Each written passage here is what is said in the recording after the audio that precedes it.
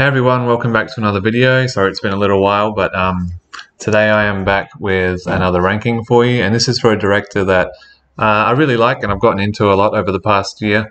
He only has 11 feature films. Well, he has a few other ones that he's worked on, but these are his 11 main films that he's made from 1983 to 2012, I think his last one was, and unfortunately he passed away in 2016, so this is all we're going to get from him. But anyway, it's Curtis Hanson, and he's a fairly underrated director. You don't usually hear his name too often in film circles, but I think he's super underrated. He's made some really great classic films, as well as some hidden gems and some kind of average movies as well. But for the most part, he's actually pretty good.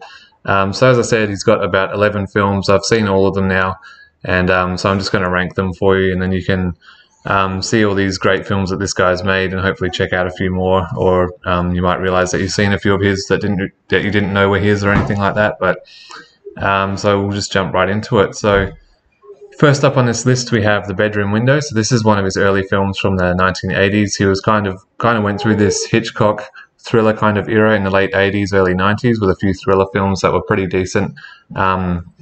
And The Bedroom Window kind of started that trend, and it's a pretty good film. It's pretty solid. It's entertaining, it's fun, it's got good characters and things like that. It's not like one of the greatest films ever made or anything. It's like, you can tell it's kind of an homage to Hitchcock and his style, in the way that Brian De Palma kind of did his films in the 80s. So it was good and it was quite memorable. It wasn't a great film, as I said, but it's definitely at least a solid B tier, and definitely worth checking out if you haven't seen it before. Next up on the list we have 8 Mile. So this is a really good movie from 2002, and it's kind of not a biopic about Eminem's life. And it stars Eminem, and I didn't really know much about the guy other than he's a very famous and very good rapper. But he's actually a pretty good actor too, and I haven't seen him in anything other than this, but he was actually really good in this film. And I really liked his performance. I really liked the film, and I've got it on 4K as well, because I liked it quite a bit. And as I'm not a huge rap fan or anything like that, but I do appreciate his music and his sound and his uniqueness and his creativity and stuff. And like I said, the movie's quite good and the performances are quite good too. And yeah, I enjoyed the film quite a bit, and it's quite different from anything else that Curtis Hanson's made too, which is what I admire in some directors, when they can kind of change their style up a bit. So it's really good, and definitely a solid A tier film. Next up we have the final film that he made before his death in 2012, and that's Chasing Mavericks, and this is a surf film.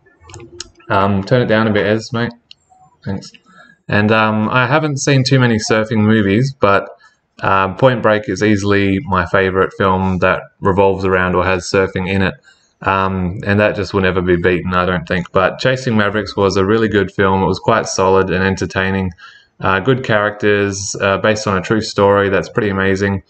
And some of the wave surfing sequences, especially towards the end of the film, are really good. The film has this kind of father-son bond connection going through it that works pretty well, especially towards the end. Some of the acting was a bit iffy. The main character, Jay Moriarty, the boy who's learning to surf and becomes a pro surfer, his performance was kind of a bit wooden. But Jared Butler was pretty good in the movie. And at times it was weird. It kind of gave off vibes of like a TV show or a TV movie in the way that it was shot and the way that it looked. But at the end of the day, I did enjoy the film more than I disliked it. And I actually enjoyed it quite a bit, come to think of it. Especially, I think the ending really saved it as well, with that amazing wave sequence and everything that went on at the end of the film. But it was still a very lighthearted and fun movie leading up to that I enjoyed for the most part. So that's definitely a solid B tier film as well.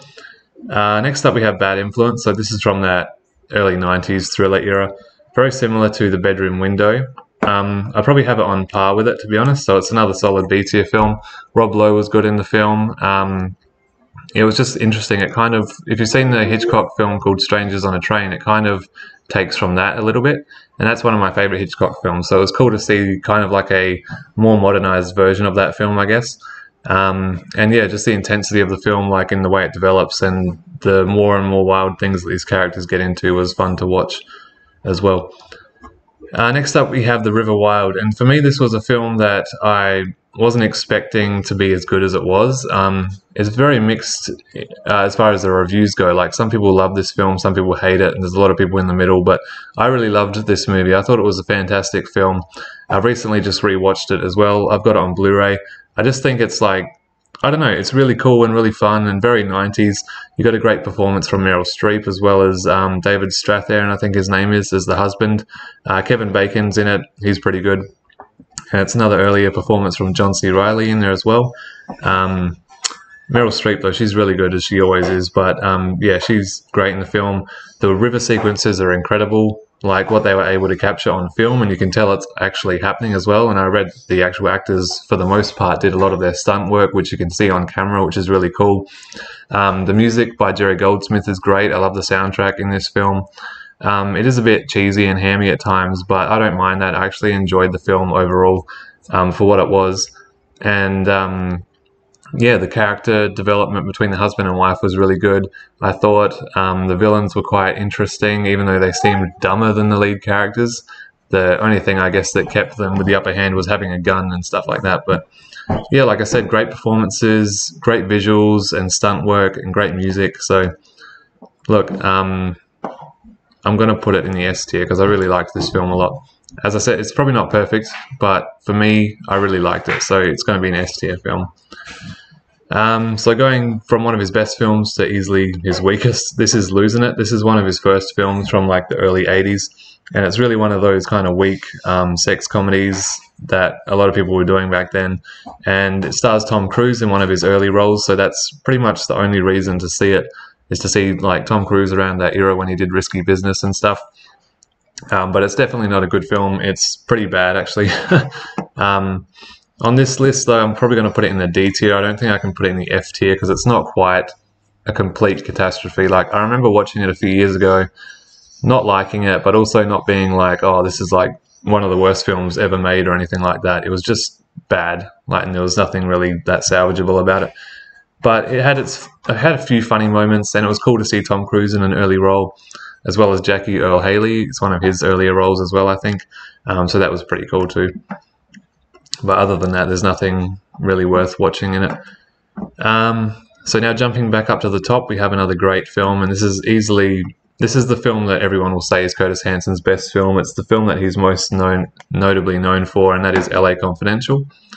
So again, in my opinion, it's another top of the range S tier film, so I'm going to put that right at the top. So again, he's been in the thriller kind of genre, but this is more of a film noir thriller in the vein of like those old 30s and 40s films. But it's really fun and really entertaining. You got great performances from all these actors who are up and coming or well known at the time, like Kim Basinger and Kevin Spacey, Russell Crowe, Guy Pearce in an early role, Danny DeVito. It's just a really great film. It's got thrills, it's got action, it's got romance, it's got pretty much everything. And I really love these style of movies that are kind of set in old Hollywood and stuff. And it's one of the better ones of those types of films, and easily Curtis Hanson's best film. I mean, I know I've got it in the same tier as The River Wild, but it is still leaps and bounds ahead of that film. But I just really enjoy The River Wild, so that's why I've got them both there. Yeah, so highly recommend if you haven't seen it, but it's probably the one film on this list that everyone or most people would have seen. Next up, we have In Her Shoes. So this is a drama film about two sisters that he made in 2005 with Toni Collette and Cameron Diaz, as well as Shirley MacLaine. And this was actually a pretty good movie. I mean, looking at the cover there, it just looks like your typical chick flick kind of thing from the mid-2000s, but it wasn't really a light-hearted comedy in that sense. There was a few moments of comedy throughout, but it's more of a dramatic film, a light-hearted dramatic film, though, about two sisters and their differences and their coming together eventually at the end.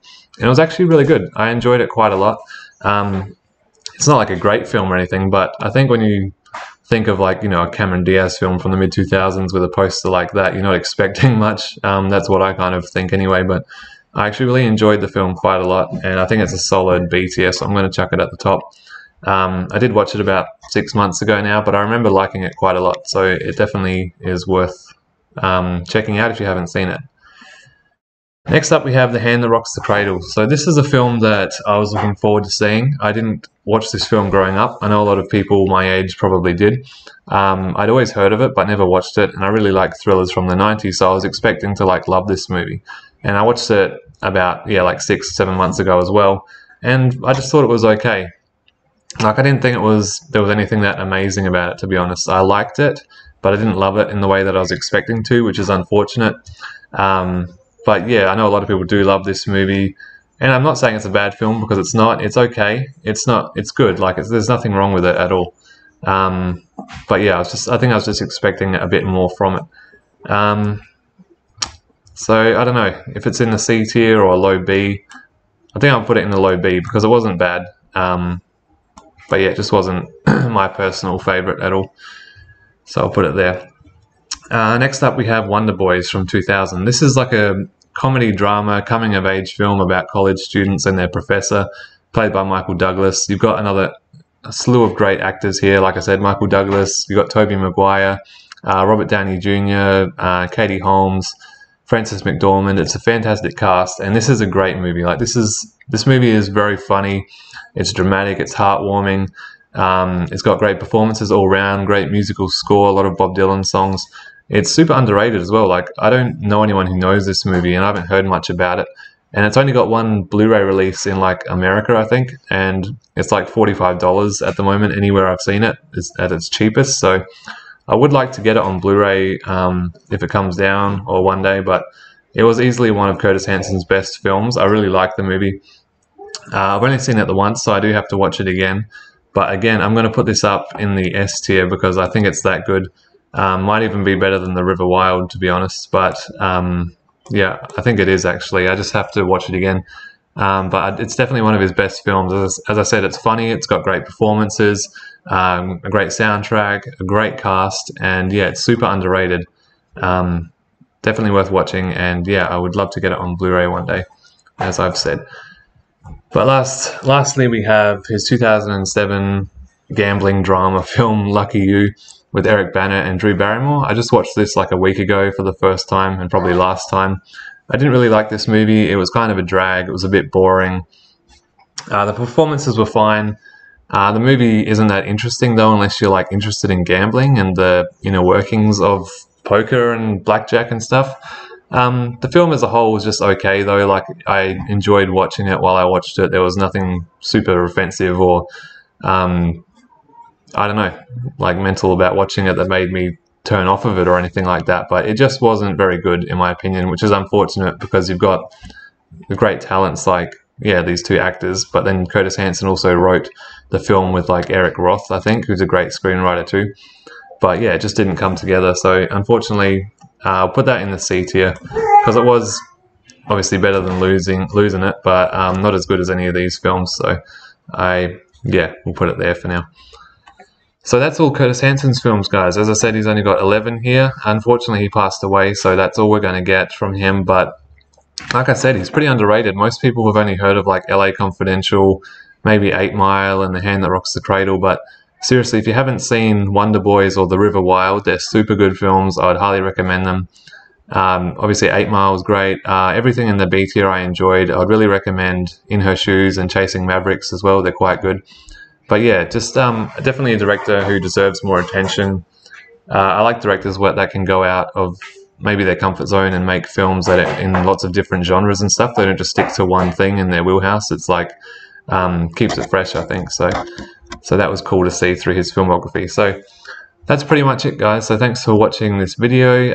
Comment if you have any questions on any of these films or anything that I'm doing. And please subscribe if you haven't already. And I'll see you in my next video. Bye.